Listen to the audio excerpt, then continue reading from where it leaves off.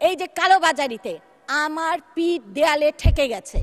যানবাহনের সিন্ডিকেট, রাস্তাঘাটে সিন্ডিকেট, বাজার নিয়ন্ত্রণে আসছে না সিন্ডিকেট, অমুকখানের সিন্ডিকেট, চালের গুদামে সিন্ডিকেট, বস্ত্র বিতরণের সিন্ডিকেট।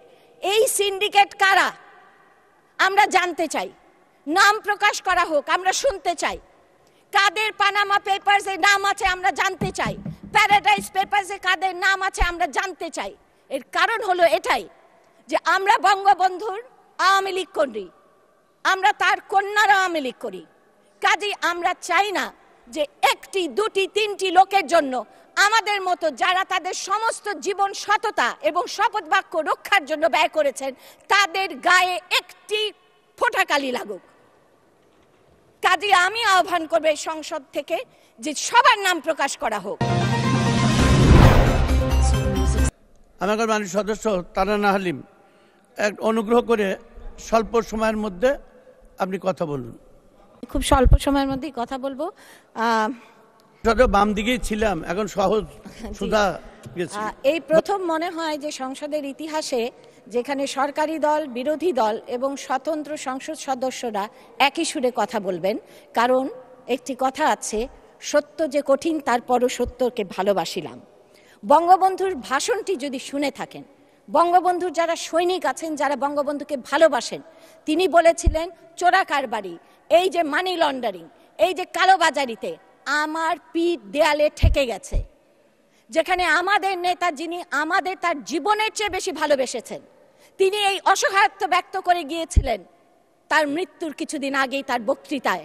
আমরা যদি বঙ্গবন্ধুর সৈনিক হয়ে থাকি এবং সত্যিকারের সৈনিক হয়ে থাকি, একটি টাকা ঘুষ খাবার সময়ও আমাদের মনের ভেতরটা চুরমার হয়ে যাওয়ার কথা, আমাদের তার পথ থেকে সরে যাওয়ার কথা। আমরা নিজেদের বঙ্গবন্ধুর সৈনিক হিসেবে দাবি করতে পারবো না, এমনটি চিন্তা করার কথা। এখন আমরা দেখি যে যার কথা বলা হলো এতক্ষণ, তিনি বললেন তার মন খারাপ হয়েছে দেখে তিনি একসঙ্গে 10টা বাড়ি কিনেছেন। মাননীয় স্পিকার, আমাদের মন খারাপ হলে আমরা বড়জোর দোকানে গিয়ে 2-1টা শাড়ি কিনে থাকি। যাই হোক, ওনার মন খারাপ হলে উনি অনেক বড় বড় কিছু কিনতে পারেন। আমরা কোনো কথা বললেই, কোনো কিছু বললেই যানবাহনের সিন্ডিকেট, রাস্তাঘাটে সিন্ডিকেট, বাজার নিয়ন্ত্রণে আসছে না সিন্ডিকেট, অমুকখানের সিন্ডিকেট, চালের গুদামে সিন্ডিকেট, বস্ত্র বিতরণের সিন্ডিকেট। এই সিন্ডিকেট কারা আমরা জানতে চাই, নাম প্রকাশ করা হোক, আমরা শুনতে চাই। কাদের পানামা পেপারসে নাম আছে আমরা জানতে চাই, প্যারাডাইস পেপারসে কাদের নাম আছে আমরা জানতে চাই। এর কারণ হলো এটাই যে আমরা বঙ্গবন্ধুর আওয়ামী লীগ করি, আমরা তার কন্যার আওয়ামী লীগ করি। কাজেই আমরা চাই না যে একটি দুটি তিনটি লোকের জন্য আমাদের মতো যারা তাদের সমস্ত জীবন সততা এবং শপথ বাক্য রক্ষার জন্য ব্যয় করেছেন তাদের গায়ে একটি ফোঁটা কালি লাগুক। কাজেই আমি আহ্বান করব সংসদ থেকে যে সবার নাম প্রকাশ করা হোক। কার কানাডাতে বাড়ি আছে, কার বেগমপাড়ায় বাড়ি আছে, কে টাকা পাচার করেছে, কে কালোবাজারি করেছে, সবার নাম প্রকাশ করা হোক। মাননীয় স্পিকার, একটু আগে আমাদের পরম শ্রদ্ধেয় টাঙ্গাইলেরই লতিফ চাচা, ওনাকে চাচা বলে এটাকে উনি বলে গেছেন। আসলে আমাদের ইশতেহারে যদি দেখবেন গুড গভর্নেন্সের কথা বলা হয়েছে, সেই গুড গভর্নেন্সের মধ্যে কারাপশন ফ্রি গভর্নেন্স একটা আছে এবং কিভাবে টাকা পাচার রোধ করা যায় সেই কথাও কিন্তু আছেন। আমরা বিষয়গুলো অ্যাড্রেস করার জন্যই কিন্তু এই ইশতেহার প্রণয়ন করেছি এবং সেই অনুসারে আমরা কাজ করেছি। কিন্তু প্রবলেম হচ্ছে যে যখন শাখের করাত কাটে তখন এদিকেও কাটে ওদিকেও কাটে।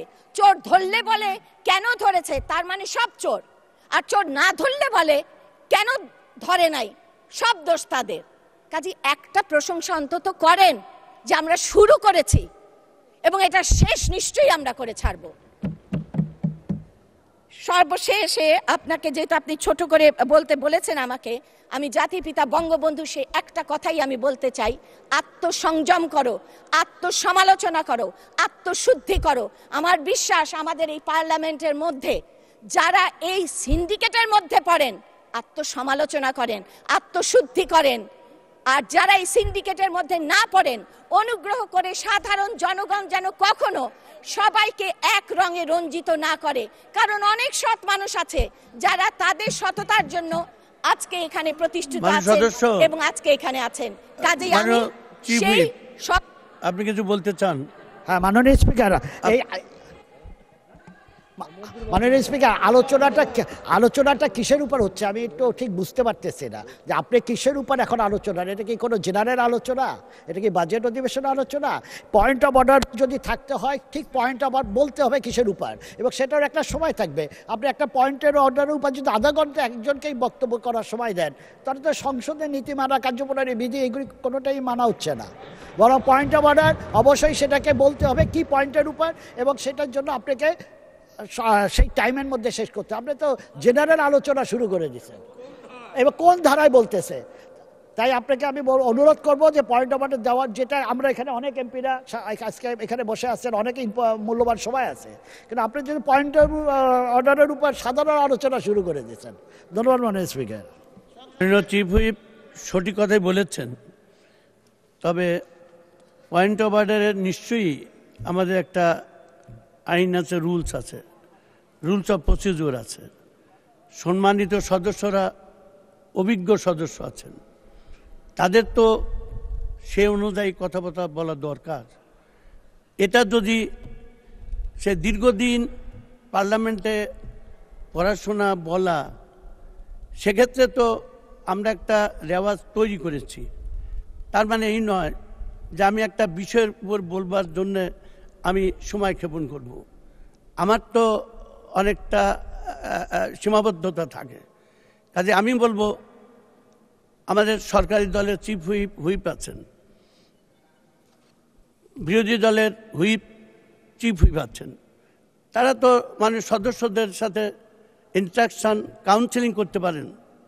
পয়েন্ট অফ অর্ডারে আমরা কে কি বলবো, কি বিষয় বলবো, আমরা চেয়ারের পারমিশন নেই, অনুমোদন নেই। আমরা একটা কনভেনশন তৈরি করেছি, সুযোগটা দেওয়া হচ্ছে, সুযোগের সদ্ব্যবহার করা দরকার। সবাইকে আমি আন্তরিক ধন্যবাদ জানাই। আমি আশা করি লাস্ট বক্তা তিনি বক্তব্য শেষ করেছেন। আমি এখন অনুগ্রহ করে এরপরেও চিফ হুইপ কথা বললেন, আজকে পয়েন্ট অফ অর্ডারে আলোচনা এখানে শেষ।